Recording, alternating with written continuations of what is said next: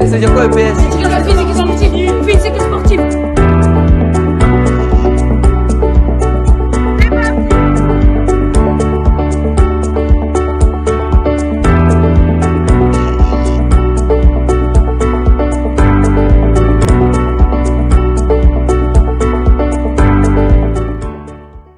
Bonsoir, bienvenue à la soirée numéro 7, quel sport scolaire de demain? En 2024 vont se dérouler les Jeux Olympiques en France. Pour le moment, l'impact sur le développement de la pratique sportive de la jeunesse reste. Nous venons de traverser une crise sanitaire importante avec l'arrêt pendant plusieurs semaines de toute rencontre du sport scolaire. Les championnats ont repris, mais le sport scolaire semble avoir du mal dans certaines académies à se déconfiner totalement, comme si l'élan du début d'année lui manquait. Ce ne sont pas les différents labels 2024 ou des coups de pouce passeport qui arrivent à faire bouger les lignes.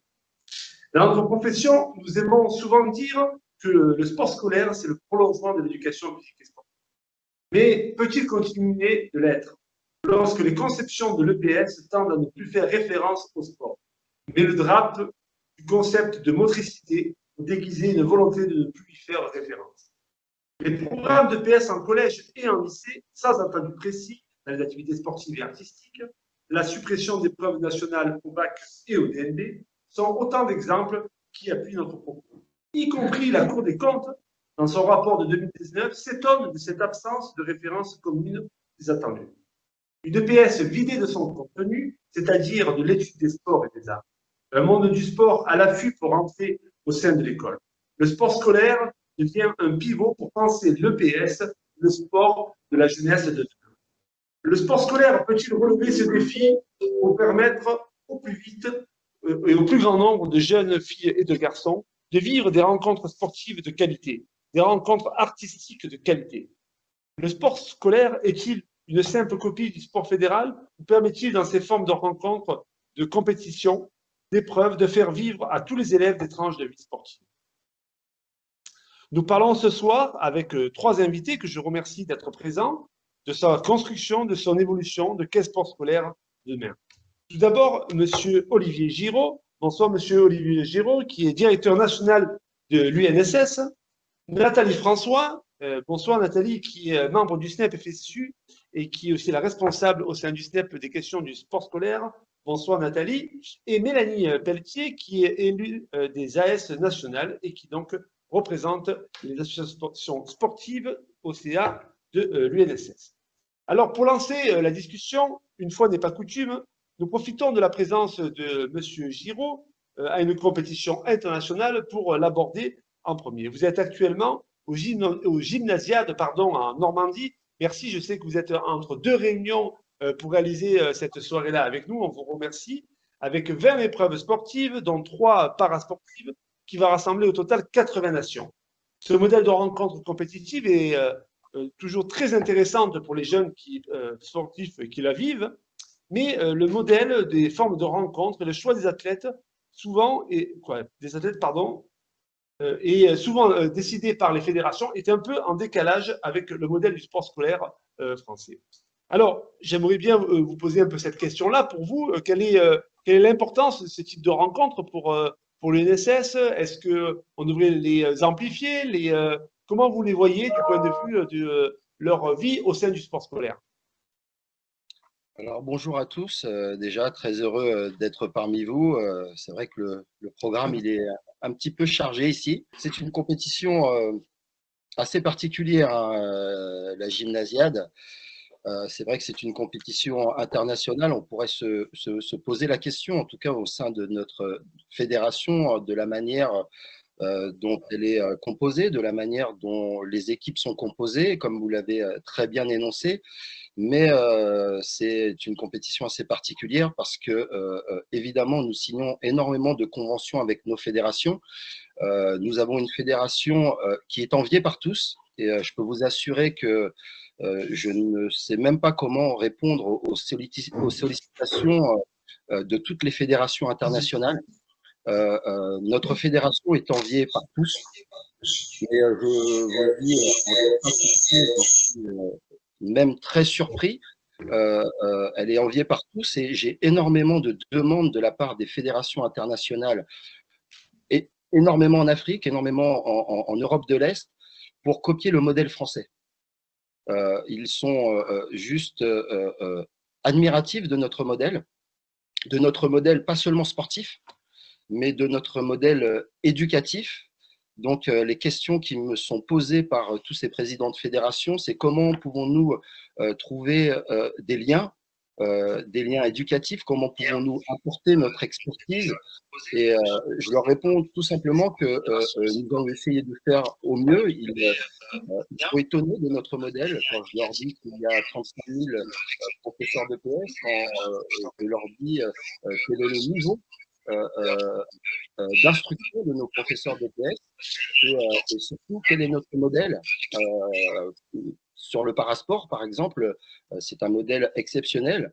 Merci, merci pour votre réponse. Alors, je reviens un petit peu là sur la France et sur le sport scolaire pour prolonger un peu la réflexion sur les questions de la compétition. Nous entendons plusieurs enseignants qui ne se retrouvent plus dans ce modèle et qui organisent des rencontres finalement au sein de leur association sportive. Autre critique aussi que l'on entend souvent dans le monde des professeurs de PS, c'est l'élimination précoce des compétitions pour les finalités nationales et notamment pour participer aux France, alors que très souvent on défend l'idée du district comme poumon du sport scolaire qui ne serait pas assez valorisé. Alors, quelles seraient, j'ai envie de vous poser à tous les trois, tour à tour, quelles seraient pour vous les propositions clés à faire pour la rentrée 2023 pour trouver un nouvel élan dans ces questions? Et peut-être pour commencer, on donnerait la parole aux élus des AS. Donc, Mélanie Pelletier, tu es donc élue des AS. Alors, pour toi, quelles seraient un peu vraiment les prochaines mesures qu'on devrait prendre pour qu'en 2023, prochaine rentrée, on puisse vraiment avoir un sport scolaire dynamique qui puisse se relancer? Donc bonsoir à tous. Oui, effectivement, le sport scolaire a déjà commencé à se relancer depuis qu'on est revenu au protocole vert, donc pour la plus grande joie des profs et surtout des élèves licenciés. Donc ça, c'est grâce évidemment aux collègues, c'est grâce au cadre UNSS aussi dans les territoires qui nous aide beaucoup à organiser tout ça.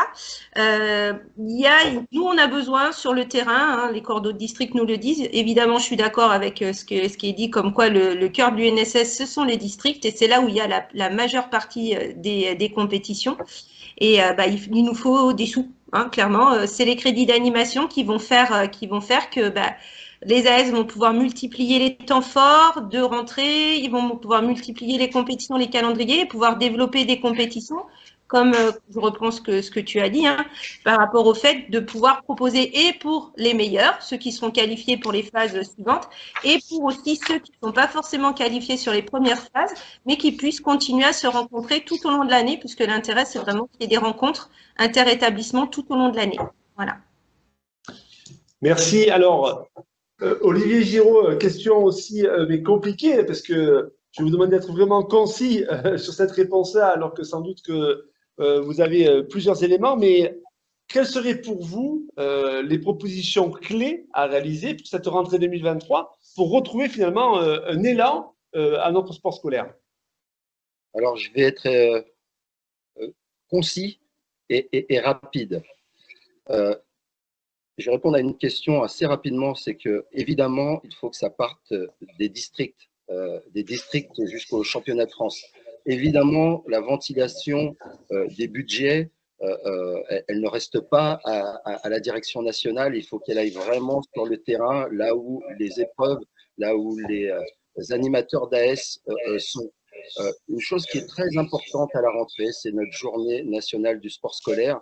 Et j'attends avec impatience notre nouveau ou nouvelle ministre pour que la communication de l'UNSS sur cette rentrée de septembre soit effective, que l'État prenne sa part et qu'il y ait une vraie publication télévisuelle sur ce qu'est l'UNSS, sur la rentrée, sur ces 15 premiers jours qui sont très importants pour nous. Et donc, c'est un des chantiers, en tout cas un des axes. J'ai déjà beaucoup travaillé avec la DGISPO pour cette rentrée, en espérant de tout cœur qu'ils prennent en compte cet intérêt, parce que la rentrée, c'est le plus important pour nous. Donc, d'avoir ce clip comme il y a pour l'armée ou pour la police en début d'année sur toutes les télés. Merci pour votre réponse concise, en termes de priorité. Alors, même question à Nathalie François, donc du SNEP FSU. Quels seraient pour toi les éléments, la dynamique clé, les mesures clés à prendre pour lancer le sport scolaire en 2023? Alors, bonsoir à tous et toutes. Donc, je pense que je vais revenir un petit peu sur le passé, mais c'est vrai que les rencontres ont énormément manqué à nos élèves et aux enseignants. Et c'est vrai qu'il faut absolument qu'on ait ce souffle nouveau qui arrive. Donc, je crois que, effectivement, comme tu l'as dit, Bruno, le district, c'est le poumon du sport scolaire. Et il faut qu'on renforce absolument ce niveau de compétition pour innover, pour faire des choses un peu plus faciles à jouer pour tous les élèves. Il y a la notion d'aménagement absolument, des règlements qui ne doivent pas être figés uniquement avec le règlement qui va conduire aux phases terminales d'une nationale. Mais donc, il faut travailler sur la composition des équipes. Par exemple, c'est vrai que dans les AS, il y a des élèves qui se retrouvent seuls, parfois dans leur catégorie d'âge ou dans leur niveau de jeu. Et il faut que absolument on puisse intégrer tous ces élèves. Donc, je pense que la première chose à faire, c'est de prévoir un maximum de plateaux d'activité, c'est-à-dire je fais une grande rencontre de handball ou une rencontre d'athlétisme et les élèves peuvent multiplier les temps de jeu, le nombre d'équipes qu'ils vont pouvoir rencontrer et pas forcément des mêmes équipes de même niveau, mais pour pouvoir se confronter, voir comment je suis moi, mais comment peuvent être les autres aussi, apprendre des autres. Et après, peut-être qu'il faut aussi multiplier dans ces plateaux peut-être 2-3 activités différentes sur le même lieu. Alors évidemment, il faut que ce soit compatible, hein, mais peut-être que, par exemple, si on vient avec un bus, avec toute son AS, pas venir qu'avec les footballeurs, venir avec les gens qui vont jouer, s'ils peuvent, dans le gymnase, avec une autre activité ou des choses comme ça. Ça permettrait aux AS de venir tout entière et de refaire cette identité AS qu'on a eu du mal à voir là pour les deux années précédentes qui se sont passées, quoi. Et puis, j'insiste beaucoup, mais les sports collectifs ont vraiment, vraiment manqué à nos élèves. Et je pense que c'est là-dessus qu'il faut qu'on mette le paquet parce que c'est aussi le gros de nos troupes et ils ont vraiment besoin de ça, quoi. Merci à tous les trois pour cette première série de réponses. Alors, on va peut-être un peu continuer un petit peu finalement sur cette perspective puisqu'on arrive à la fin de l'année scolaire. Donc là, on est en train de penser ensemble aux défis de 2023 et à comment on pourrait faire ensemble pour déconfiner totalement, on pourrait dire, le sport scolaire, puisque on a un peu une impression parfois que ce confinement tend à se prolonger. Alors, est-ce que vous pourriez nous dire, en termes de justement cette idée d'avoir, j'entends bien hein, que la journée du sport scolaire est un premier pas et un moment fort pour lancer le processus, mais s'il y a une journée de sport scolaire sans lendemain et sans mesure forte, on risque d'avoir peut-être une journée vitrine importante, mais qui derrière ne donnera pas un écho et un élan et une mobilisation de l'ensemble des AS et des districts et des départements. Alors, si vous aviez chacun d'entre vous trois axes clés à engager sur le mois de septembre pour faire en sorte d'être sur excusez-moi l'expression, mais un sport scolaire totalement déconfiné. Quels seraient pour vous ces trois axes clés qu'on devrait immédiatement mettre en œuvre au mois de septembre? Alors, question pas évidente, toujours pareil, hein, puisque je sais bien que lorsqu'on doit déterminer des priorités dans une dimension aussi complexe que le sport scolaire, il faut faire des choix. Voilà. Mais est-ce que, Monsieur Giraud, vous accepteriez de vous lancer sur ce jeu-là des trois axes clés et ensuite, je demanderai à Nathalie François et même question à Mélanie Pelletier. Alors, trois axes clés. En tout cas, tout à l'heure, Nathalie parlait d'innovation. Dans cette innovation, il y a aussi réfléchir mieux la place du sport scolaire à l'intérieur de l'écosystème du sport, tout simplement à l'intérieur de la place du sport scolaire aux côtés des collectivités, la place du sport scolaire aux côtés du mouvement sportif, la place du sport scolaire aux côtés des années qui arrivent où les Jeux Olympiques vont avoir lieu dans notre pays. Cette place de l'héritage, et l'héritage immatériel, le vrai héritage, c'est nous qui le possédons. Il faut aujourd'hui se rendre compte de quelle est notre place réelle. Nous avons bien heureusement, avec ce redémarrage des championnats de France, ce redémarrage de l'activité, redéplacer le million d'élèves. Et ça, c'est quelque chose de très important. Nous sommes la première fédération dans la classe d'âge que nous possédons. Et aujourd'hui, ce savoir-faire qu'il y a sur le terrain, il faut le transformer en faire savoir. Le travail a déjà commencé. Nous aurons des départements tests, des régions tests. Nous avons énormément échangé avec Tony Estanguet pour qu'ils prennent part à cela et pas seulement pendant la semaine olympique. Et nous allons préparer quelque chose et que nous présenterons à la rentrée au moment de la rencontre avec tous les directeurs départementaux et régionaux, de décloisonner, comme vous l'avez dit, ces silos qui sont les silos politiques, là où nous pouvons récupérer, et nous l'avons vu pendant le CA, de l'argent, parce que l'argent est sur les départements, sur les régions. Nous avons très bien vu cette décomposition des budgets avec le mouvement sportif également, mais aussi pour travailler cet héritage avec 2024. Donc, nous ferons un test assez rapidement, certainement en Île-de-France, pour que la dernière année, nous puissions le faire sur tous les territoires. Tous les territoires. Merci pour votre réponse. Alors, même question à Nathalie François. Pour toi, 3 axes que l'on devrait engager dès le mois de septembre, après la journée du sport scolaire, pour faire en sorte qu'on donne un élan important pour le sport scolaire partout sur l'ensemble des territoires, comme on aime à dire, du point de vue des fédérations sportives. Voilà, alors moi, mon souhait d'abord, c'est que la journée du sport scolaire se développe partout et depuis les établissements jusqu'à des événements, pourquoi pas académiques, hein, mais en gros, l'idée, ce serait du promotionnel, mais de proximité. On n'est pas obligé d'aller loin pour faire ça, mais par contre, avoir un foisonnement d'idées et de types de rencontres qu'on peut faire. Monsieur Giraud a dit tout à l'heure on discutait beaucoup avec les collectivités. Je pense qu'il faut que nos cadres en région puissent discuter beaucoup avec les collectivités, notamment pour que ces événements qu'on essaierait de mettre en place soient dans des lieux qui ont une symbolique sportive, avec des vrais équipements qui donnent envie encore plus aux enfants de pratiquer. Parce que c'est vrai que parfois on va sur des endroits qui sont pas forcément appropriés, mais s'ils arrivaient sur un vrai stade, une vraie piscine, etc., du coup, ça redonne un peu de la valeur à ceux qui sont eux et à leur pratique. Et je pense que si on arrive à discuter aussi avec les collectivités, ce serait bien.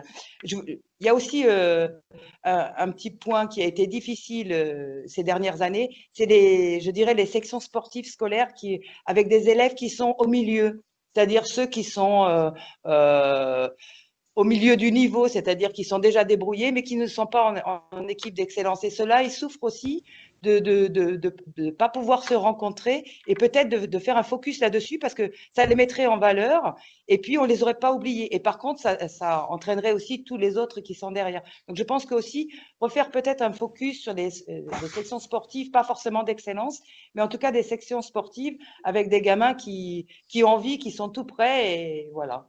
C'était mes souhaits. Merci. Merci. Alors, Mélanie Pelletier, toi, donc, tu es élue des AS. Donc là, tu es un peu la voix, finalement, du maillon essentiel hein, au contact des licenciés. Alors, quels seraient les 3 axes forts que l'on devrait engager du point de vue du sport scolaire à cette rentrée 2023 qui pourrait faire en sorte qu'il y ait massivement des jeunes qui rejoignent le sport scolaire? Alors, nous, il faudrait même l'anticiper avant septembre, cette rentrée, ces 3 axes, à savoir de penser dès maintenant le sport scolaire en lycée et en lycée professionnel. Je pense qu'on va en parler un petit peu au cours de la soirée, mais effectivement, c'est là où il va falloir bosser très, très fort et on a besoin d'un grand soutien, quand on voit les difficultés qu'ont nos collègues au sein des lycées professionnels pour pouvoir assurer le sport scolaire tous les mercredis après-midi. Puisque la plupart du temps, maintenant, les élèves ont cours.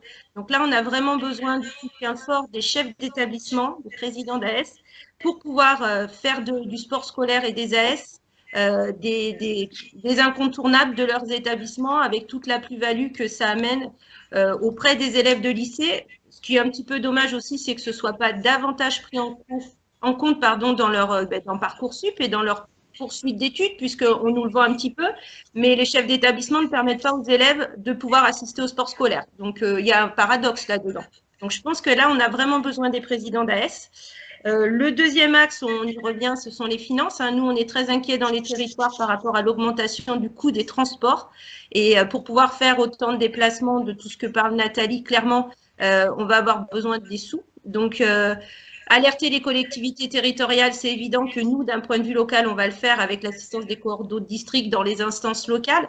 Mais je pense qu'il y aura également besoin d'un soutien fort de la direction nationale par rapport à ça et de budgéter ça, d'anticiper ces coûts supplémentaires, parce que ça nous inquiète fortement. Et le dernier point, c'est on a commencé à travailler sur le contrat licence. Il y a eu une commission qui déjà s'est réunie plusieurs fois l'année dernière, mais on ne sait pas où est-ce que ça en est. Est-ce que ça va être présenté dans les prochaines instances, puisque les 2 coups de pouce qu'il y a eu dans les AS sur les contrats licences suite aux 2 années de confinement, ça a donné quand même un certain souffle aux trésoreries des AS, en particulier dans les lycées. Et il y a un travail qui est à faire, ça fait longtemps qu'on le demandait. Il a avancé, donc maintenant, ce qui serait bien au bénéfice des AS, c'est qu'il se conclue. Voilà.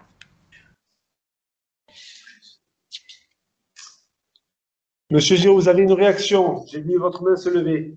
Oui, une réaction, et Nathalie, lors du dernier CA, a bien suivi ces travaux.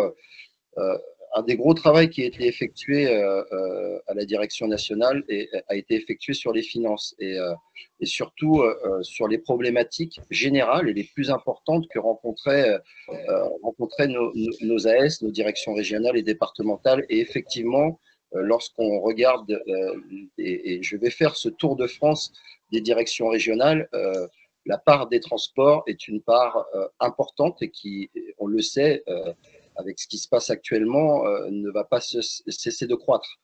Et donc, ce gros travail, nous sommes déjà en train d'effectuer, une grosse réflexion sur cette centralisation qui permettrait de baisser le coût de cette part des transports, une grosse réflexion sur ce partenaire que nous avons qui s'appelle l'UGAP, et effectivement, qui, sur le travail qu'eux effectuent, grève 20% du prix. Donc 20% du prix sur 5,6 millions, je vous fais le calcul assez facilement. Donc nous sommes en train actuellement de travailler sur des systèmes où nous ferions une proposition qui partirait de la direction nationale pour que ces coûts baissent de manière drastique, parce que ça pèse énormément sur nos AS, sur nos directions. Et donc ce travail est déjà en cours et nous espérons vous proposer quelque chose qui aiderait énormément l'UNSS et tous ses services déconcentrés jusqu'au district et aux AS très prochainement.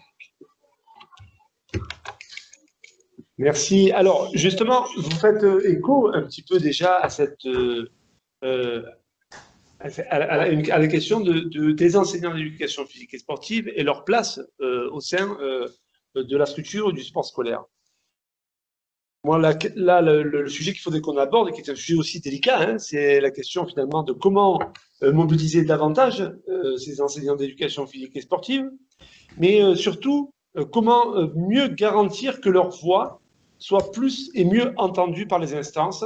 On sait tous, lorsqu'on est prof de PS, que parfois on a l'impression de plaider, mais qu'on n'est pas beaucoup entendu par les structures départementales ou régionales, et y compris dans l'idée de dire que certains nombres d'instances ne fonctionnent sûrement pas à la hauteur de ce qu'elles devraient fonctionner.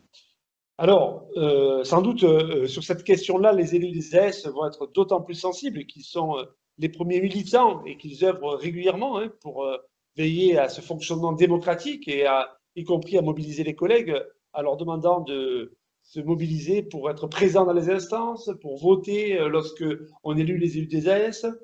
alors en essayant de faire aussi entendre la voix. Alors, qu'est-ce que, Mélanie, on pourrait commencer à faire pour essayer de faire bouger un peu les lignes autour de cette question-là? Est-ce que tu pourrais aussi nous dire comment les collègues vivent cette question justement de leur représentativité au sein des instances? Voilà. Est-ce que tu peux nous faire un retour de témoignage et propositions autour de cette question-là? Alors, c'est une vaste question.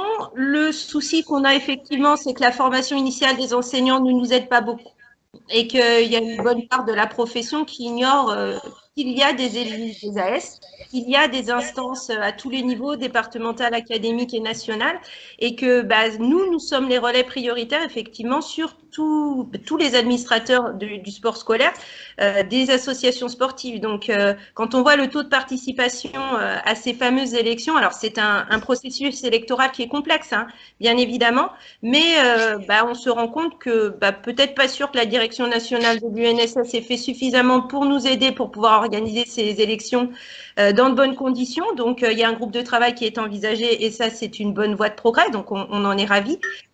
Qu'il y ait un maximum de collègues qui se présentent, hein, puisque en l'occurrence, c'est eux la voix des associations sportives. Donc ça, au niveau des élections, on va croiser les doigts pour que la profession sache un petit peu plus ce que c'est. Et voilà. Le deuxième niveau, c'est nous, les élus des AS nationaux, on n'a aucun moyen on n'a pas d'appui, on n'a pas de support. Donc, on fait nos outils de communication nous-mêmes. Hein. On a une page Facebook où on essaie de relayer. On a un site aussi où on essaie de relayer, mais je pense qu'ils sont totalement confidentiels. Et on réclame depuis beaucoup d'années, de nombreuses années, un espace de communication dans Opus, de manière à pouvoir faire des comptes rendus de mandat de notre activité aux AS qui nous ont élus, tout simplement. Mais c'est encore, de la même manière, on nous a dit qu'on allait avoir un groupe de travail là-dessus et que ça allait se mettre en place, donc on en est ravis. Mais comme ça fait maintenant plus de 10 ans que je suis élue des AS et plus de 10 ans qu'on demande, on finit par être un petit peu… on attend de voir, voilà, maintenant aux paroles, les actes, et on sera ravis de participer de manière à mieux communiquer avec nos collègues et puis mieux faire vivre leurs revendications. Voilà. Merci. Bon, Monsieur Giraud, vous êtes interpellé. À peine arrivé, déjà, le débat et la discussion est lancé.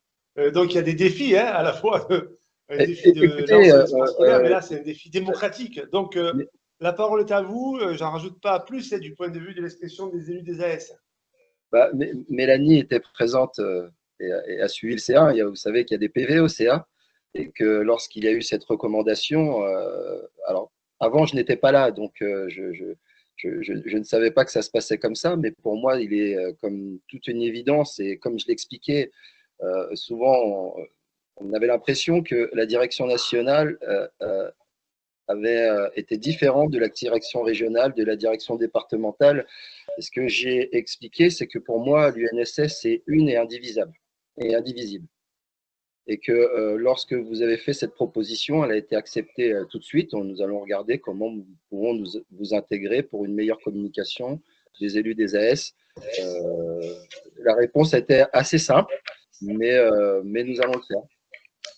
Juste, est-ce que je peux rajouter un tout petit quelque chose? Oui, ouais. Oui, vas-y. Je voulais compléter aussi, ce qui est important aussi, c'est que les instances se tiennent dans les territoires, parce qu'on se rend compte qu'il y a encore, dans les statuts, normalement, sont obligatoires 2 conseils départementaux et 2 conseils régionaux par an.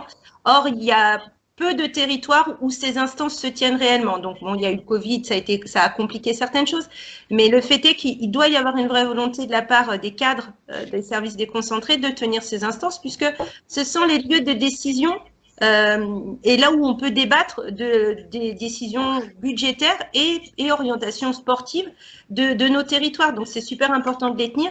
Et moi, je prêche également pour qu'il y ait un maximum de réunions de début d'année avec le maximum d'animateurs d'AS. À cette occasion, les élus des AS, bien évidemment, on répond aux sollicitations des cadres s'ils veulent nous inviter pour expliquer un petit peu ce qu'on fait. Et de la même manière, il faut que la profession s'empare de tous les temps de discussion. Dans mon territoire, il y a des séminaires d'animateurs d'AS en fin d'année, chaque année. Et là aussi, c'est du temps où on est pour réfléchir ensemble et pour construire collectivement les projets. Donc, plus la profession va s'emparer de ces temps, plus ils vont se tenir, ils vont exister parce qu'ils n'existent pas partout et c'est regrettable, mieux ce sera pour la démocratie dans l'UNSS. Merci. Nathalie François, le SNEP, alors je suppose que tu es contente d'entendre cette discussion et cette réflexion à la fois sur l'importance des instances démocratiques. Le SNEP s'est toujours mobilisé par rapport à cette question-là, mais aussi finalement que les élus AS sont entendus par les... Alors, par rapport à cette question-là, un peu de la place des profs de PS au sein du sport scolaire, c'est quand même aussi une place originale. On sait, y compris dans les pays européens, la place qu'on peut jouer à l'intérieur de la construction sport scolaire là. Comment tu vois les choses? Quels sont les vœux du SNEP par rapport à ce sujet, ce vaste sujet-là? Alors, d'abord, je voulais souligner que les instances, c'est essentiel parce qu'on regarde le projet politique, le projet sportif et financier, bien évidemment, mais il y a aussi toutes les choses qui sont à côté, qui ne sont pas statutaires, je dirais, avec tous les groupes de travail ou les bilans qu'on peut faire en fin d'année dans nos districts, mais aussi dans nos départements, aussi quand on discute des règlements, je pense aux commissions mixtes, etc.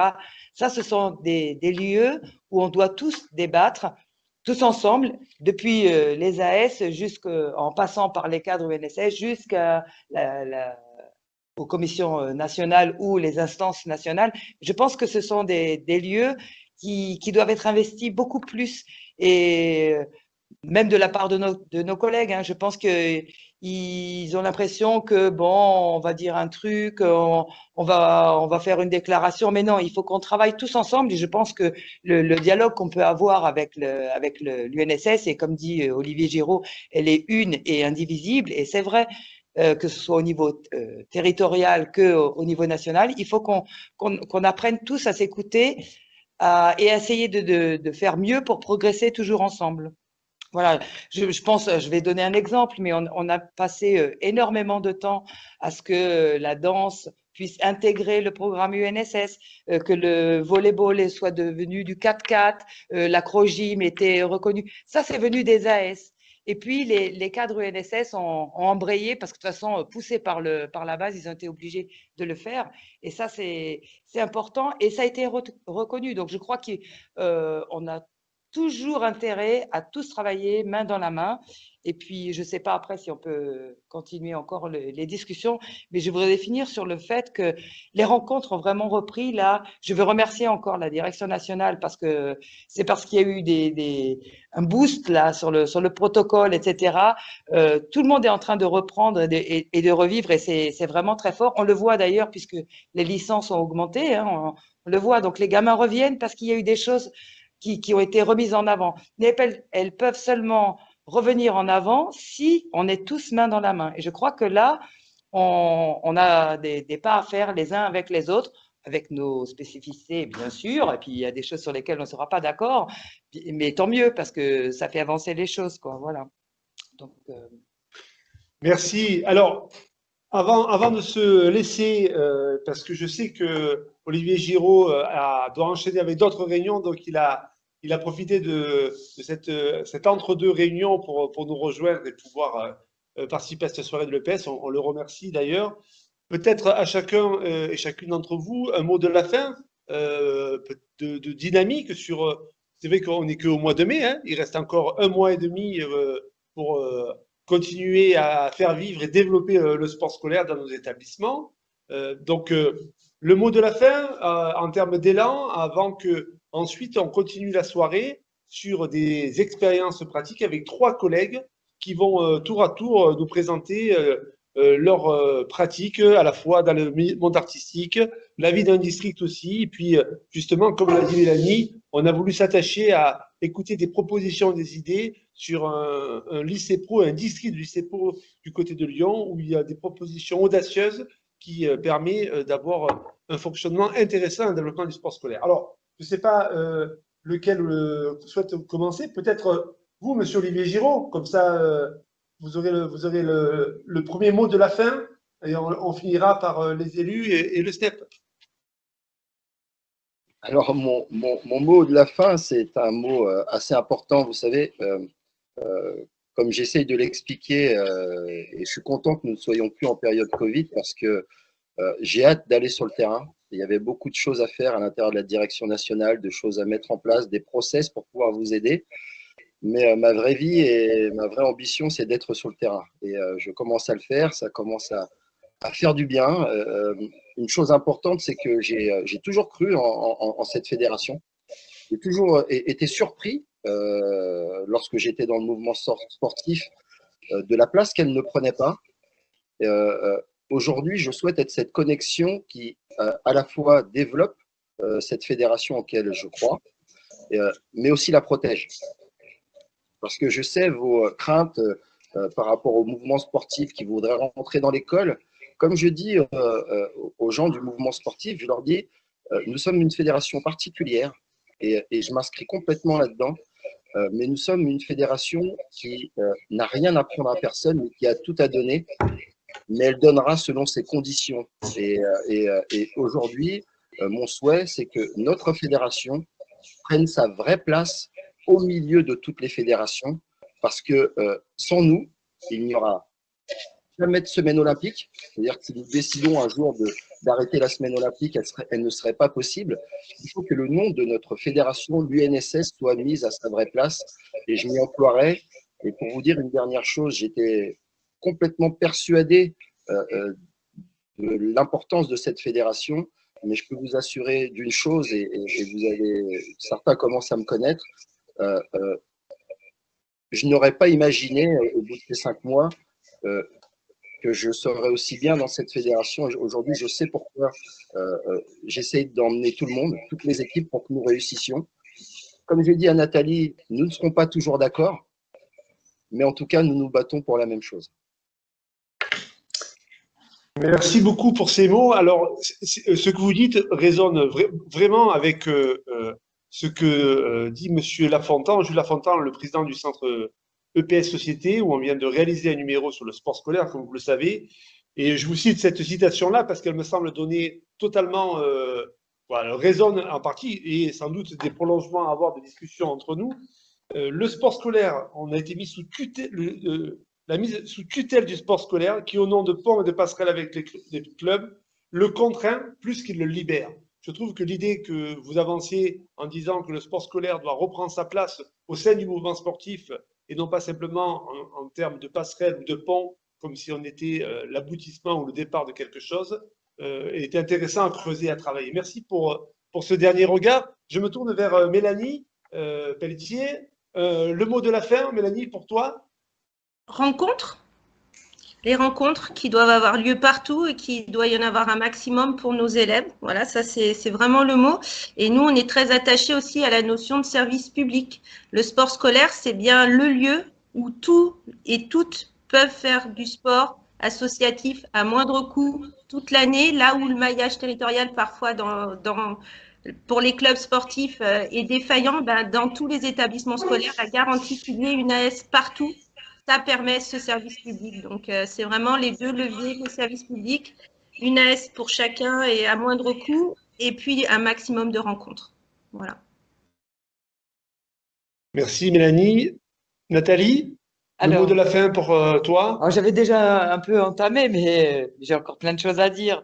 Non, je voulais juste dire que il faut être fier d'être prof de PS. Je trouve que c'est vraiment un chouette boulot et qu'on soit très fiers de nos élèves parce qu'ils savent faire beaucoup de choses et qu'on est là pour les aider à développer tout ça. Et s'il n'y avait pas le sport scolaire pour continuer ce qu'on fait déjà dans les cours de PS, on n'arriverait pas aussi bien. Donc, moi, j'aimerais, allez, je fais un projet qu'on fasse encore plus de sport scolaire dans notre service pour qu'on puisse avoir vraiment les élèves à cœur et à corps tout le temps. Je crois aussi qu'il faut qu'on soit fier de toutes les organisations qu'on sait faire, la capacité qu'on a à entreprendre parce qu'on sait le faire. Et on le doit à nos élèves, comme le dit Mélanie, on est un service public et on doit ça à tous nos élèves. On doit pouvoir réussir à les tirer comme on peut du maximum. Et puis, je donne rendez-vous, parce que je m'adresse plus particulièrement à mes collègues ce soir, rendez-vous aux réunions de fin d'année. Il faut qu'on fasse les bilans de ce qu'on a déjà entamé là, mais surtout qu'on développe des projets. On est là pour ça, quoi, voilà. Et l'UNSS pour nous aider à développer tout ça. Merci, merci encore à tous les trois. Alors, avant de continuer justement avec des projets, dans un projet extraordinaire, vous avez peut-être certains d'entre vous vu le film Allons enfants. Nous avons vous présenté là la petite présentation de ce film et on vous laisse en musique avec ce petit clip que on vous encourage à présenter à tous vos élèves dans vos établissements. Revient dans le jeu qui résonne vraiment comme sans doute peut-être la conclusion de notre discussion. Il est temps effectivement que nous revenions les uns et les autres dans le jeu. Merci beaucoup Nathalie, Mélanie, Olivier Giraud. Bonne soirée. Et on continue donc avec nos trois invités après cet intermède et cette pause vidéo.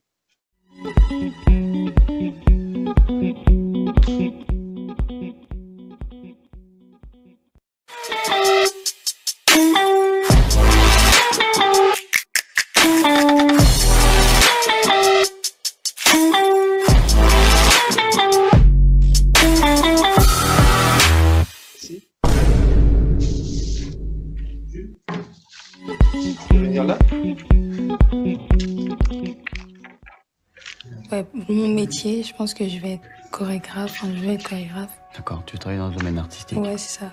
Et ou être secrétaire, j'ai pas un truc dans le genre. On y va les jeunes, là, s'il vous plaît. Il est 8h, on est dans la classe. Tu enlèves ta casquette, les écouteurs, s'il te plaît. Merci. Je suis arrivée dans ma classe, on était 4 noirs. Il n'y a que des babtous, que des blancs, des blancs, des blancs, des blancs. C'est vrai qu'au début, tu te dis, mais what? C'est quoi le délire, quoi? Enfin... C'était le cadavre de Chaval, remonté du plan incliné. Jonas, tu es là? Est-ce que vous travaillez sur Germinal aussi? Zola, c'est pas trop mon monde. Ça dépend, pas du rappeur. Non, mais même Zola, le rappeur, je sais pas c'est qui, frère. Danser pour danser, ça nous intéresse pas. Réfléchir pour mieux danser, là, ça nous intéresse. D'apprendre ce qui s'est passé avant Jésus-Christ, je sais pas, moi, j'étais pas là, quoi. La danse, c'est de la déterre. On l'a, oui ou non. Et il faut l'avoir. Si t'as pas la déterre, si tu veux pas tout péter, comment tu vas avancer? Un maximum de bordel pour le lycée Turgot. C'est votre dernier championnat, vous êtes tous en terminale. Il faut que vous respiriez la danse. Là, c'est des lions en cage qu'on veut voir. Du bruit, du bruit, du bruit, du bruit, du bruit, du bruit, du bruit, du bruit. Le monde du hip-hop, déjà, faut savoir, c'est un putain de monde avec que des hommes, en vrai. Faut s'affirmer. Je pense vraiment qu'on est une génération qui va faire taire les mecs, tout simplement. T'as fait une année scolaire naze. Il faut qu'on arrive à sentir qu'on a un point d'appui avec toi. Là, on glisse, là. On est inquiet, forcément, et c'est notre rôle. C'est vous-même qui devez vous valider. Et des talents, vous en avez plein. Non mais allons, non mais allons là, allons enfants, de la patrie quoi, allons ensemble, je dis encore une fois, allons enfants quoi. Égorgé, fils et nos campagnes. C'est campagne ou compagne? Compagne, ouais, voilà. Compagne. Quoi? Bah t'as dit campagne? Ouais mais tu connais, je l'avais cassé.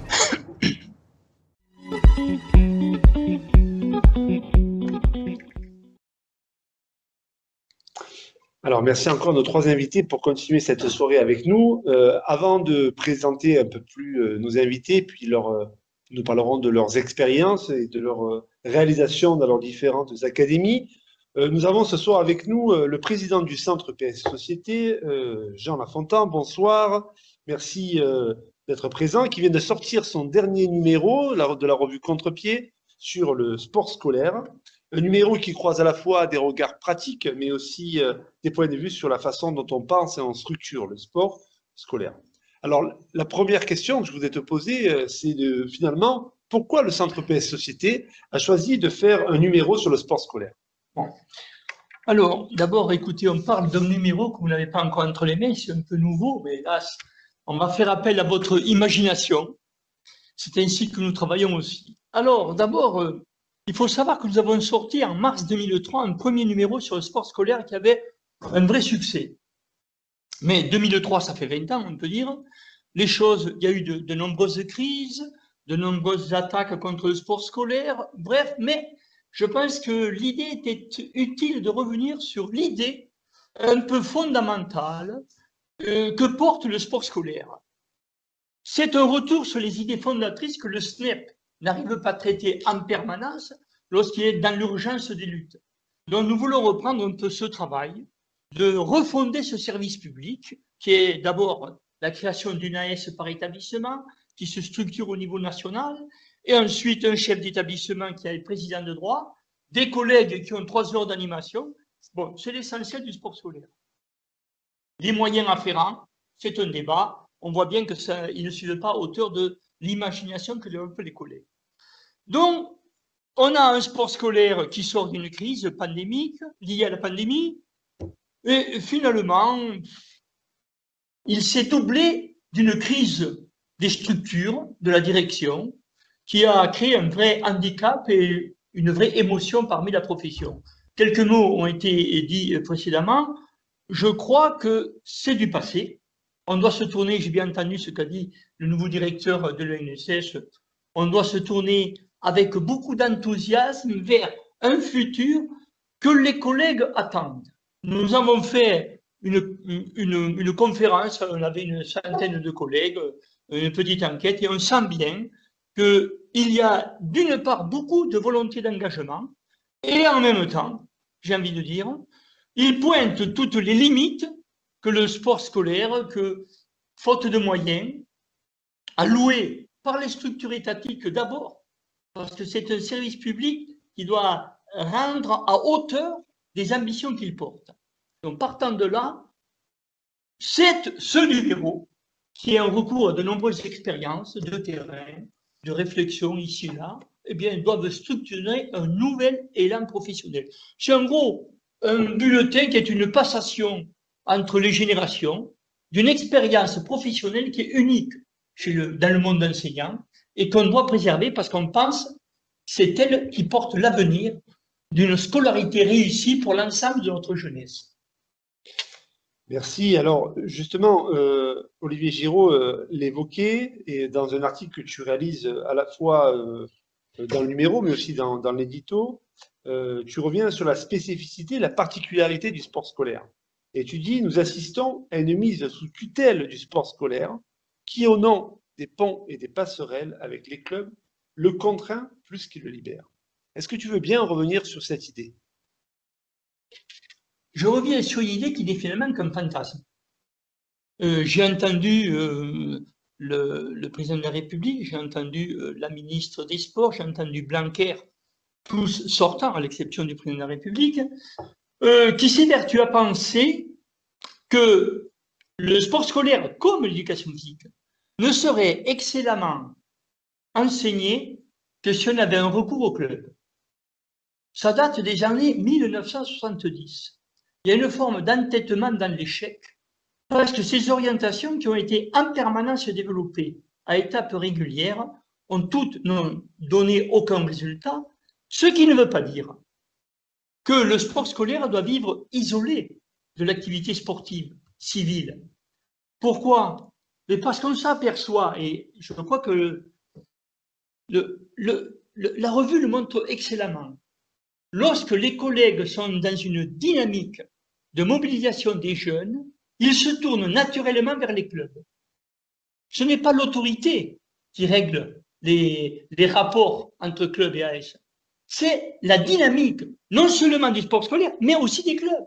Des clubs qui soient aptes à reprendre cette dynamique, à la traduire et à faire en sorte que d'un commun effort, les jeunes arrivent à optimiser leur performance. C'est l'essentiel de ce qu'un ministre doit comprendre. D'ailleurs, si on avait un peu d'audace, on a pas osé l'écrire ainsi, je pense que le sport scolaire doit être le sport de tous les jeunes scolaires. J'entends par là que le mouvement sportif devrait encourager le sport scolaire à se développer tous les mercredis après-midi, en leur laissant librement les installations sportives, sachant que cette dynamique-là leur apporterait l'ensemble des jeunes qui perpétueraient leur culture sportive dans les clubs. Je crois que là, c'est une question qu'on n'a pas approfondie, manque d'audace, mais elle n'est pas perdue. Je crois qu'il faudra qu'on la porte et qu'on la travaille entre nous, parce qu'il y a là, j'ai envie de dire, une forme de pensée, la refondation du sport. C'est-à-dire qui s'appuie largement sur des pratiques scolaires omnisports qui s'en vont naturellement dans leur regroupement vers des cultures plus spécialisées. C'est des choses qu'on a laissées un peu en jachère. Je crois que par aveuglement et par souci de boutique et voire utilité pratique, on a les Jeux Olympiques en 2024. Il faudrait qu'on nous sorte d'ici 2024 de jeunes champions et que tout ça, c'est du bobard. On le sait bien. Finalement, c'est très commode pour ceux qui dirigent. Pourquoi? Parce que ça conduit un tel entêtement à ne donner les moyens ni au club ni au sport scolaire, et à finalement faire tomber les échecs possibles sur les uns ou sur les autres. Vous savez, ces trucs-là, on y est habitué depuis 50 ans, nous y avons résisté, la profession, nous y résisterons, et c'est pour ça que tout ce qui relève des 30 minutes, des 2 SDC, toutes ces babioles, voilà, qui sont autant de petits spectres qui nous poursuivent depuis toujours dans l'école et qui finalement n'ont pas un bel avenir. Alors, un peu même question, finalement, je n'ai cessé toute la soirée de parler de trois axes, même question, après ce numéro, où la revue Contre-Pied a croisé à la fois des regards multiples et variés sur les pratiques, vous avez fait aussi un questionnaire important auprès de collègues, des analyses. Quels seraient les 3 défis majeurs que le sport scolaire d'aujourd'hui aura à relever, sans doute, pour l'année prochaine et les années à venir? Écoutez, les défis, ce n'est pas aux enseignants à les porter, ils le portent. C'est aux instances administratives et politiques à le porter. C'est-à-dire prendre le pari que le sport scolaire est l'avenir du sport civil. Prendre ce pari-là. Ça veut dire, c'est la campagne du SNEP, développer le DPS, passer à 4 heures hebdomadaires. Ça veut dire aussi inventer de nouvelles pratiques. Et je crois, ça veut dire surtout fortifier l'idée que le sport scolaire, c'est d'abord du public, du service public. Toutes les rénovations qui ont voulu être faites en 50 ans s'attaquaient à l'idée du sport scolaire comme service public. Voilà, ça c'est le premier morceau. Le deuxième, c'est la question de la démocratie. C'est revenu incessamment. Les collègues se plaignent que le niveau national, alors que ils disent la nationale, alors c'est confus là, parce qu'on a des collègues qui sont pleins de bonne volonté à tous les niveaux de structure. Mais en fait, disons quand même qu'il y a une nouvelle respiration à créer dans les instances du sport scolaire, dans l'Assemblée, dans le conseil d'administration, dans l'Assemblée générale, dans les décisions des commissions mixtes, dans le niveau régional et départemental. Il ne faut pas non plus se cacher que les collègues n'entament pas beaucoup, ne prennent pas beaucoup de responsabilités parfois au niveau des districts, etc. Donc tout ce travail-là, c'est une respiration sociale. Ça, c'est la démocratie. Et ensuite, moi, je reste avec l'idée que le sport scolaire est porteur des rénovations des pratiques. Et en même temps, si le sport scolaire ne porte pas en permanence l'idée que c'est de la compétition qui structure le développement des jeunes, une compétition qu'on doit maîtriser. On n'est pas là pour faire de la bagarre, que sais-je. Non, la compétition, c'est simplement la façon que l'on a d'explorer le maximum de ses propres limites quand on a le souci de développement de soi. Or, je crois qu'on y revient beaucoup, mais ce débat sur la compétition tend parfois à prendre des airs un peu light. Donc, il y a à reprendre cette question parce que le sport sans compétition n'est plus que, je dirais, une pratique un peu narcisse qui ne pense pas que l'exigence des techniques sportives fait la grandeur de soi. Voilà, à mon avis, les 3 éléments, les 3 grands axes, parce que c'est ça, ça structure la vie de la totalité du sport scolaire. Et je pense que la direction nationale doit être attentive à cette question, mais c'est à tous les niveaux à s'emparer de cette question. Le collègue dans son établissement, le département, le district, et tout ça, on sent bien qu'il y a des défauts parfois d'initiative, des défauts de responsabilité. Bon, chacun a un peu à regarder exactement son engagement et à le tester à l'aune des ambitions que l'on porte. Merci Gérard Fontan. Donc je suis sûr que nos auditeurs ont hâte que ce contre-pied arrive dans leur boîte aux lettres, ça ne saurait tarder. Hein. Ça devrait être une affaire de d'ici 3 jours, je crois. 3 jours.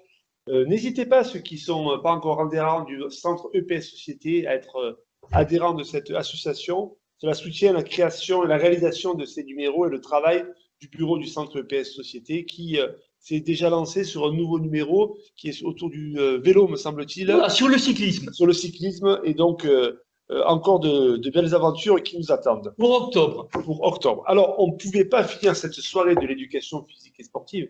On a eu tout à l'heure un petit teasing du film, justement, de Allons enfants, qui donnait toute sa place à l'art dans le monde du sport scolaire. On sait qu'il y a eu des débats assez nombreux et tendus sur cette question-là. On ne pouvait pas laisser finir cette soirée-là sans accorder une place aux pratiques et un certain nombre de pratiques qui nous semblent être les zones un peu de frottement du point de vue des enjeux que le sport scolaire va devoir relever pour les années qui viennent.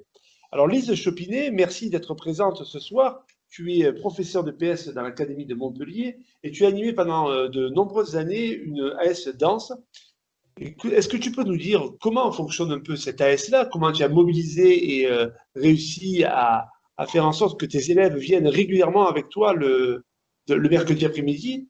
Et est-ce que tu peux aussi nous parler de cette expérience que vous avez eue dans l'Académie de Montpellier autour de rencontres, non pas compétitives, mais qui, pour vous, devaient conserver l'esprit des activités artistiques et non pas d'être sur, du coup, de la rencontre compétitive, mais plutôt à ce qui pouvait être un moment de partage, on pourrait appeler festival ou rencontre artistique, voilà, avec des noms divers et variés qu'on a pu voir à travers la France. Merci Lise, la parole est à toi. Mais merci beaucoup. Bonsoir à tous. Alors, pour un peu vous expliquer comment fonctionne notre AS, je vais un peu dresser le contexte de l'établissement. Je travaille dans un collège à Alès, qui est une ancienne ville minière, dans un collège où on a des élèves essentiellement issus des catégories socio-professionnelles très défavorisées, qui ont quasiment pas de pratique extrascolaire pour des raisons culturelles, mais aussi économiques, et une pratique féminine un peu difficile. Dans ce contexte-là, l'AS a vraiment toute son importance comme élément de culture, comme pour une pratique de découverte, mais aussi pour une pratique confirmée. On cherche vraiment à enrichir le patrimoine culturel de nos élèves, aussi bien d'un point de vue quantitatif par la variété des activités et des APSA proposées, mais aussi qualitative en allant d'un niveau d'initiation à un niveau plus confirmé. On a une AS qui est assez dynamique et qui vit au quotidien sur la pause méridienne essentiellement. On a plus de mal à faire venir nos élèves de façon hebdomadaire le mercredi, mais on arrive à les faire adhérer pour les rencontres. On a 35% d'élèves qui sont licenciés, donc 40% de garçons et 30% de filles. Et cette dynamique-là, assez riche, est construite en fait tout au long de l'année. On commence dès la 6e en faisant découvrir toutes les activités de l'AS en début d'année, c'est-à-dire qu'on ne commence pas nos cycles. Chaque séance, on leur fait découvrir une des activités proposées sur la pause méridienne. On fait une très grande fête du sport scolaire où on banalise toute la journée pour eux, où on fait des ateliers le matin, des activités pratiquées à l'AS. Et puis, on fait un pique-nique et des rencontres avec tous les niveaux de l'établissement, toutes les classes l'après-midi. On finit également l'année par une sortie avec les élèves qui vont nous quitter pour les remercier en fait de tout ce qu'on a vécu ensemble, où on fait du canoë qu'ils ne connaissent pas et on campe.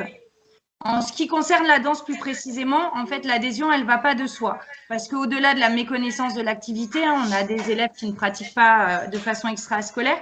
Il y a beaucoup de stéréotypes sur la danse. La danse, c'est le tutu, la danse, c'est pour les filles, la danse, il faut être gracieux. Donc, pour les faire adhérer, on commence tout d'abord par mettre la danse en cycle PS dès la 6e, dès le premier trimestre. Et à l'AS, on essaye directement de commencer par un événement et j'emmène les élèves voir un spectacle au théâtre d'Alès, au Cratère. Ce qui guide mon animation de l'AS, c'est vraiment l'idée de faire respecter la logique artistique de la danse, qui pour moi est de leur faire vivre une expérience authentique de chorégraphes, danseurs et spectateurs aux élèves, qui est en fait bien loin d'un fonctionnement compétitif, comme on a pu le lire jusqu'à très récemment au niveau de l'UNSS et des fiches nationales de danse, où on parlait de championnats, aussi bien académiques que de France. On parlait d'équipe, on parlait de catégorie d'âge, on parlait de règles, de règlements, de jeunes coachs. Voilà, tout ça, c'est quelque chose à laquelle j'adhère pas. Je me sens très loin de ma pratique, en fait. Et mon AS, je cherche essentiellement à la construire autour de rencontres avec des artistes, en allant au théâtre, en regardant des spectacles, en participant à 2 ateliers qui peuvent aussi avoir lieu dans l'établissement, des rencontres avec des œuvres, en partant de vidéos et d'ateliers de création entre nous, des rencontres avec d'autres établissements, d'autres AS danse, et aussi des découvertes de nouvelles pratiques, parce que chaque année, on a une petite rencontre où on fait de la danse voltige, danse escalade, danse verticale, dans le district. Au niveau du département, ce problème de non-respect de la logique artistique a toujours été essentiel pour nous et a fait débat depuis que je suis dans l'académie, depuis 12 ans. On a d'abord cherché à améliorer, à trouver des solutions pour améliorer ce format qui était pour nous trop sportif et compétitif, qui excluait entre autres les élèves comme les miens qui n'ont pas de pratique en école de danse et qui forcément se retrouvaient derniers des classements et extrêmement blessés et frustrés au regard du travail qu'ils avaient fourni et de l'investissement personnel et émotionnel qu'ils avaient mis dans la création des chorégraphies. Donc, on a commencé par faire une formation des jeunes officiels très particulière où on les a fait danser, on les a fait être chorégraphes. On a proposé aussi d'arrêter le classement, de donner uniquement les établissements qui étaient qualifiés par la suite. On a proposé aux établissements de venir comme invités sans être évalués. On s'est retrouvés malgré tout ça devant une certaine impasse parce qu'on avait de plus en plus d'établissements et de moins en moins d'établissements qui voulaient être évalués et du mal à réaliser finalement qu'une seule rencontre. Et voilà, on a réussi à concrétiser la création en fait d'un festival de danse où on se retrouvait dans un théâtre où on présentait une chorégraphie sans être classé, sans être jugé, juste dans l'idée en fait de susciter des émotions au niveau des spectateurs et du public. Et l'après-midi de cette journée-là, les élèves participaient à des ateliers d'improvisation. Voilà, ça a été mis en place à partir de 2017.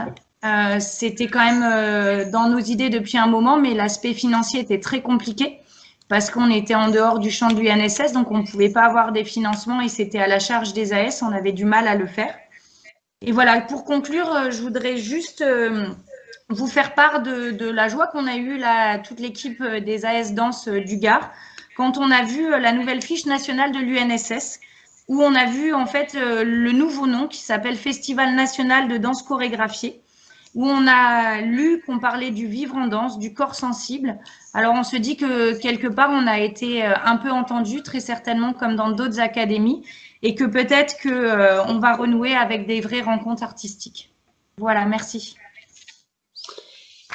Merci sur cette note d'espoir. Espérons que du coup, demain, les activités artistiques se développent encore plus largement. Alors, pour continuer dans ces zones, on pourrait dire, de frottement, où il y a à la fois de l'innovation, mais aussi de la difficulté. Denis Régnier, toi, tu es enseignant de PS dans l'Académie de Lyon et tu es enseignant en lycée professionnel. Alors, vous avez dans l'Académie de Lyon une très longue tradition et une culture sur le réseau des lycées pro. Je pense que c'est très intéressant que tu partages cette expérience-là qui, espérons-le, puisse donner de l'élan éventuellement à d'autres académies. Est-ce que tu peux nous dire comment vous vous êtes organisé au niveau à la fois des lycées pro, on pourrait dire à Lyon, mais au niveau plus précisément sur la question du sport scolaire pour faire en sorte de dynamiser l'activité des jeunes en lycée pro, dont on sait que c'est difficile, voire très difficile parfois, d'avoir un nombre de licenciés important dans le cadre de nos AS. Donc, je me présente, oui, Denis Régnier, je suis enseignant en lycée professionnel au lycée François Rabelais, donc dans l'Académie de Lyon. Donc, je vais commencer tout de suite par mon introduction qui va donc renvoyer au district LP du Rhône. Je crois que c'est un peu inédit en France, il y a très peu d'académies où, en fait, nous, le district UNSS regroupe tous les lycées professionnels du département du Rhône. et un district autonome de fonctionnement pour les rencontres, etc. Donc ça, c'est déjà assez inédit. Je crois qu'on n'a pas forcément été les seuls à le faire, mais il y a quand même pas beaucoup d'académies où on retrouve ce système de fonctionnement. Et en général, les lycées professionnels sont rattachés au district de lycée. L'histoire du réseau, elle est assez longue, hein, puisque je crois que ça a commencé dans les années 80. Et au départ, ça partait sur des rencontres sous forme d'interclasse entre lycées professionnels. Il y avait 12, 13, 14, 15 sites différents où les collègues se rencontraient. Et pour rebondir sur ce qu'a dit la collègue juste avant, nous c'est pareil, on n'est pas forcément sur un modèle de compétition à outrance, loin de là. Et la grande réflexion qu'a eu les collègues qui étaient en LP, c'était de trouver un système de rencontre où les élèves pouvaient vraiment se retrouver. Donc en fait, au cœur de la réflexion, c'était vraiment l'élève, qui ne se retrouvait pas forcément valorisé dans des rencontres avec des lycées généraux ou par rapport au niveau, par rapport aux caractéristiques même de nos élèves. Donc il y a vraiment eu toute cette réflexion qui s'est mise en place, qui a amené qu'on crée en fait ce district LP dans le Rhône pour qu'il soit vraiment le plus adapté aux élèves. Derrière la pierre angulaire de notre district et de notre fonctionnement, c'est vraiment la rencontre.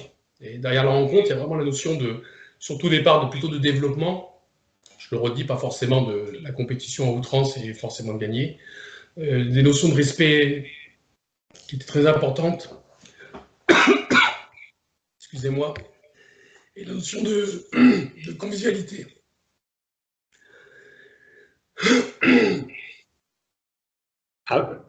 C'est sûr qu'après une longue journée de sport scolaire, c'est parfois difficile. Prends le temps de boire pour pouvoir te remettre. Ouais, je prends une minute. Ouais, vas-y. Alors, juste peut-être le temps que Denis puisse un peu s'hydrater pour pouvoir continuer de parler. Notre dernière invitée est Isabelle Evelyne, je dis bien ton nom, j'espère. Alors toi, tu es coordinatrice d'un district à Maurepas, qui est en région parisienne. Je ne vois pas du tout où c'est, mais tu nous diras un peu plus. Hein. Et tu es avec ton collègue qui s'appelle Adrien Steiner. Et alors, tu nous présenteras, toi, la vie d'un district, comment ce district-là fonctionne, qu'est-ce que vous mettez en place, à la fois pour le dynamiser du point de vue de la vie associative dans le district et les événements originaux que vous mettez en place pour mêler à la fois rencontres, compétition, convivialité. Alors, voilà, ça c'était juste en transition. On revient maintenant sur Denis et les lycées pro à Lyon. Denis, la parole est à toi. Ouais, excusez-moi. On sort justement d'un gros raid que je présenterai après, puisqu'on a 3 gros raids qui sont des éléments très importants au niveau du district. Je reviens sur nos rencontres. Les collègues étaient très attachés au fait qu'il y a un goûter partagé, par exemple, à la fin des rencontres, avec les élèves, des choses comme ça. C'est plein de petites choses qu'on a associées souvent dans nos rencontres et qui étaient très appréciées par nos élèves. Pour revenir ensuite, donc, il y a plusieurs axes qui vont expliquer en quoi la rencontre est essentielle dans notre fonctionnement. Donc, la première chose, comme on disait qu'on était vraiment à répondre aux attentes des élèves, on a essayé vraiment de focaliser nos rencontres sur les activités qui étaient pratiquées dans nos lycées professionnels. Donc, ce qui fait qu'on ne retrouve pas forcément l'ensemble des abstracts qu'on va retrouver dans d'autres districts. Donc, ça, c'est quand même quelque chose de très important. Donc, encore une fois, on avait un peu placé les élèves au centre pour être sûr de vraiment répondre à leurs attentes. Autre élément très important chez nous, on a 3 gros raids dans l'année qui sont vraiment très importants, qui vont souvent permettre aux élèves de se retrouver dans des contextes qu'ils n'ont pas l'habitude de connaître. Donc, je vais les présenter rapidement. Ils sont sur les 3 périodes de l'année. On a un premier raid qui s'appelle le raid urbain qu'on fait à peu près au moment de la période des vacances de la Toussaint. On a un raid dans la période hivernale où on fait un raid qui s'appelle le biathlon, qu'on fait en station de ski avec l'intermédiaire du ski de fond. Et là, c'était aujourd'hui, donc je suis arrivé en cours de soirée. On a un raid d'eau et donc on fait toujours au mois de mai traditionnellement dans le réseau. Donc voilà, ça c'est aussi des éléments qui sont très importants pour créer du lien avec nos élèves dans le lycée professionnel. Et c'est des choses qui sont vraiment très importantes. Au niveau de ces raids, on a dans la structure toujours impliqué nos collègues. C'est-à-dire que souvent, on les intègre à l'organisation. Et ça, c'est très important. Parce qu'on le disait, en tout cas nous, pour que le district fonctionne vraiment bien, il faut que les collègues soient impliqués, vraiment. Donc, je vais donner l'exemple du premier raid avec le raid urbain. On demandait aux collègues, donc c'est une formule où chaque établissement vient avec 5 élèves, d'accord, il va avoir différents ateliers sportifs. Et en général, on demande toujours à un collègue qui soit présent aussi pour l'organisation. Ce qui fait qu'à chaque fois, on se retrouve avec beaucoup de collègues et au travers de ces rencontres, notamment des raids, on peut se retrouver des fois. Là, par exemple, aujourd'hui au raid d'eau, on était 26 collègues, dont 6 stagiaires Donc c'est vraiment un temps où pendant toute la journée, on peut échanger avec différents collègues de différents établissements. Donc ça crée vraiment un lien aussi. En général, on partage le repas ensemble, comme je t'en avais parlé, que ce soit le goûter avec les élèves. Et c'est vraiment des moments où on peut vraiment échanger entre nous, voir les difficultés qu'on peut avoir, et c'est vraiment des choses qui sont très importantes. Donc, est-ce que je détaille un peu les règles ou après au niveau du temps non, mais c'était bien sûr, tu peux donner quelques éléments, mais ce qui serait intéressant aussi, c'est que tu reviennes un petit peu aussi sur le fonctionnement du réseau lycée pro, que tu donnes quelques éléments de comment vous faites pour pour dynamiser à la fois ces raids, des rencontres sportives, de la convivialité, voilà. Est-ce que tu peux donner quelques éléments sur ces questions-là? Bien sûr. Alors, comme je pense beaucoup d'autres districts, mais c'est très important, on a déjà nos 3 assemblées générales sur l'année. Donc, c'est quand même très important au niveau de la structure. C'est-à-dire que dès le début d'année, sur le mois de septembre, on fait une grosse assemblée générale où on va présenter le calendrier. D'accord? Je sais pas si, je pense que les gens qui sont là pourront avoir peut-être j'avais envoyé un modèle du calendrier, mais donc qui va présenter un peu comment ça fonctionne. Donc, une AG de début d'année. Ensuite, on a une AG intermédiaire qui va se retrouver au moment du mois de janvier, où on va faire un peu une régulation de la première période, comment ça s'est passé, et une AG qui va être sur la fin d'année, donc qui va faire la clôture, comme dans beaucoup de districts. Nous, c'est très important que les collègues soient présents. Donc, souvent, on les relance énormément et on estime qu'il est indispensable qu'il y ait un collègue par établissement qui soit représenté. Sinon, on ne peut pas fonctionner. Donc, en général, les collègues vraiment jouent là-dessus. Et déjà qu'on a tous les LP qui sont représentés, quand on fait une AG, on ne parle pas dans le vide, quoi. À un moment donné, on peut espérer qu'il y a vraiment une notion. Un autre élément fondateur et qui soude les collègues pour qu'ils soient vraiment actifs dans le district LP, il y a depuis des années un stage de formation continue qui est réservé aux professeurs d'éducation physique de LP en priorité. Donc il y a un stage qui leur est vraiment dédié chaque année. Il y a un moment fort aussi qui en général permet de retrouver les collègues. Là, on l'a fait la semaine dernière, pour être très concret, sur un stage volé, il y avait quasiment la moitié des collègues du réseau qui sont venus faire le stage de formation. C'est quand même pas négligeable. Ça montre bien que les collègues se retrouvent dans ce fonctionnement, sont contents de se retrouver entre collègues de LP et de faire des stages de formation ensemble. On était à plus de 33 ou 34 collègues qui étaient au stage. Donc ça, c'est aussi un élément, à mon avis, fondateur et qui est très important par rapport à ça. Merci Denis, pour ce partage de projets et d'expériences intéressants. Et c'est vrai qu'on aimerait que ça puisse aussi vivre dans beaucoup de districts. Historiquement, le district de Lyon a réussi à avoir des modes de fonctionnement particuliers. Vous allez continuer à militer pour défendre, j'en suis sûr, vu les effets très positifs que cela produit. Alors, on passe dans un autre district en région parisienne qui, là, traverse l'ensemble des établissements scolaires, du collège au lycée, avec une grande diversité. Donc, comme je présentais tout à l'heure, Isabelle Ebling, donc tu es coordinatrice du district de Morépasse, avec ton collègue Adrien Steiner. Est-ce que tu peux nous présenter un peu la vie de ce district-là, qui justement essaye en permanence d'articuler les moments de compétition qualificatifs, les moments de convivialité et les moments finalement de rencontres compétitives aussi, mais qui, si j'ai bien compris, rythment la deuxième partie de l'année où la finalité n'est pas forcément d'être qualifié, mais où il y a du jeu, de l'enjeu, des moments de partage, de rencontres, voilà. Comment vous arrivez à concilier et mettre en musique l'ensemble de ces projets-là sur une année scolaire? Bon, bonjour à tous. Alors, effectivement, là, je t'entends parler déjà des formes de compétition. En fait, le district n'est pas spécifiquement à l'origine de ces deux formules de compétition. C'est tout le département des Yvelines qui est dessus. Donc, pour parler plus spécifiquement de notre district, nous, on est donc en milieu urbain, effectivement. On est en Île-de-France, entre Versailles et Rambouillet. Sur notre district, il y a 9 établissements. Alors, je vais vous donner un petit peu quelques chiffres. Il y a 3 établissements en REP, on est 41 profs. On a 1410 licenciés, ce qui fait à peu près 30% de… Il y a un retour qui est curieux. Qui fait 30% de l'effectif total des élèves du district.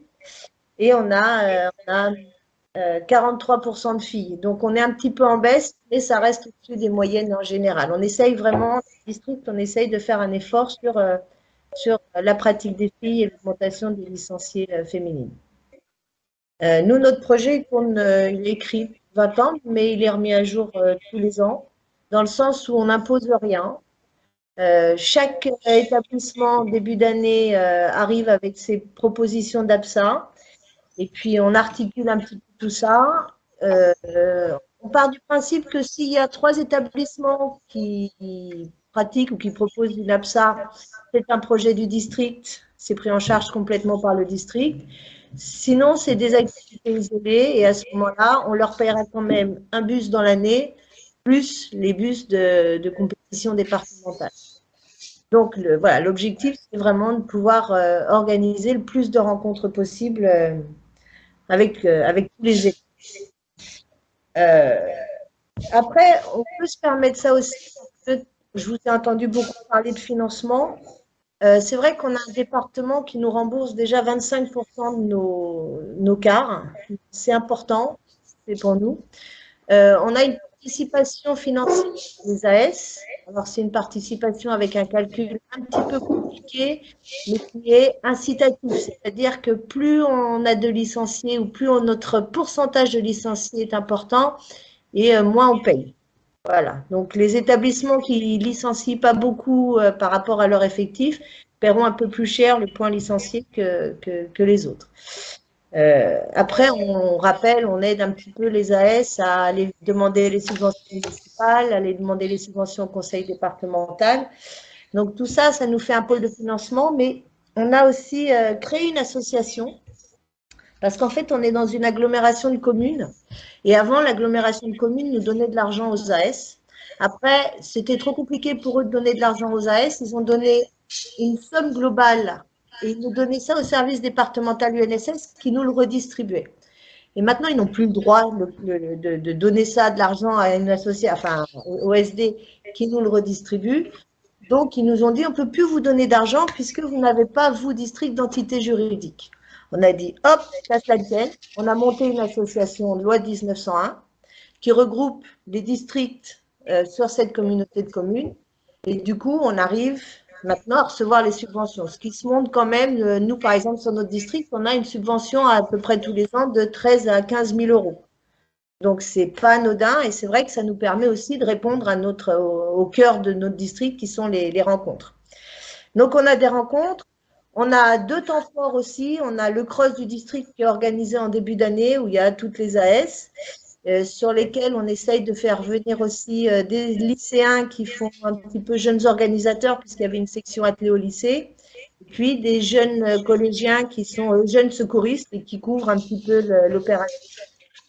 Deuxième temps fort en fin d'année, c'est les Olympiades, où là, c'est pareil.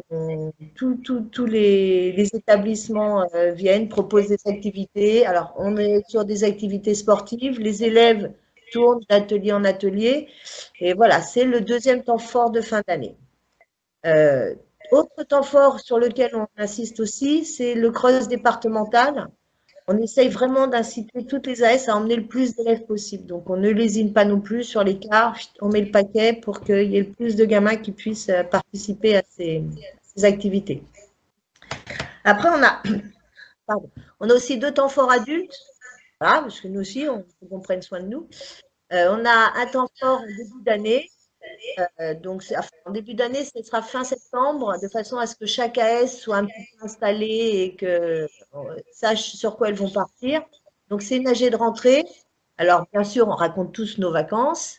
Et puis après, on prépare un petit peu le calendrier pour l'année, on fixe les dates.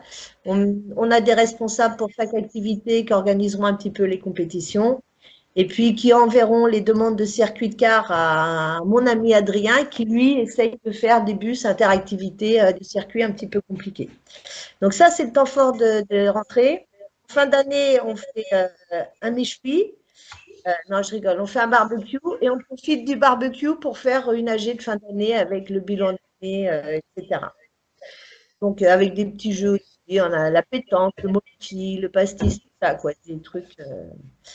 Voilà, un petit peu plus conviviaux, mais on fait quand même, on travaille un petit peu quand même. Voilà. Que vous dire de plus que j'aurais oublié? Hop. Voilà, non, les rencontres, Non, mais c'est très bien. Et puis, on essaye d'être sur du goûter durable. Voilà, sur nos temps forts, on essaye de faire attention au goûter, au recyclage, on essaye de sensibiliser un petit peu tout le monde là-dessus. Voilà, donc ça tourne pas trop mal. Voilà, Merci beaucoup. Merci Isabelle Ebling, donc coordinatrice directrice de Morepa, Denis Régnier qui était de l'Académie de Lyon et Lise Chopinet qui est donc de l'Académie de Montpellier. Merci pour ces 3 regards et vos 3 partages d'expérience. Alors pour finir cette soirée de l'EPS, notre dernière rubrique qui est le kiosque. Un petit jingle avant que je vous présente les 2 ouvrages.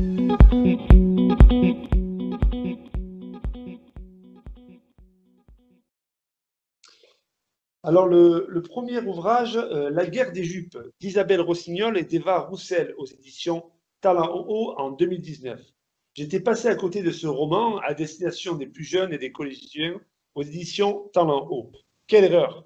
Les filles de l'école primaire en ont marre que les garçons leur soulèvent la jupe. Elles vont fonder le TPNJ, Touche plus nos jupes. Candice propose plutôt de créer un syndicat. Un syndicat, Candice, elle explique que c'est une association de personnes qui décident que l'union fait la force. Les filles commencent à s'organiser dans la cour de récréation. Elles surprennent Teddy en train de vouloir relever la jupe de Camille. Le groupe des amis, organisé en syndicat, se dirige vers Teddy. Il est très étonné que le fils demande d'arrêter. Mon frère le faisait et mon père aussi. Louise, l'héroïne du roman, s'offusque. Incroyable, ça traverse les générations. Alors il est bien temps que ça s'arrête. Un très beau roman que les lecteurs débutants devraient séduire, qui devrait séduire les lecteurs débutants et les adultes dans son message. Il parlera sans aucun doute aux petites filles qui subissent les conséquences et devrait sensibiliser les petits garçons à ne plus reproduire ces jeux blessants. Le deuxième livre, un coup de cœur, qui est une très belle BD, Marathon de Nicolas Debon aux éditions d'Argo, Amsterdam, août 1928. Les meilleurs coureurs du moment sont au départ du marathon des Jeux Olympiques, 42 km 195, que l'on va suivre d'image en image, plongeant dans les mouvements de la course. Les dessins réalisés avec 2 ou 3 couleurs créent un paysage particulier, à la fois avec sa beauté mais aussi son aridité. Il défile à toute vitesse comme si nous étions plongés dans les yeux des coureurs.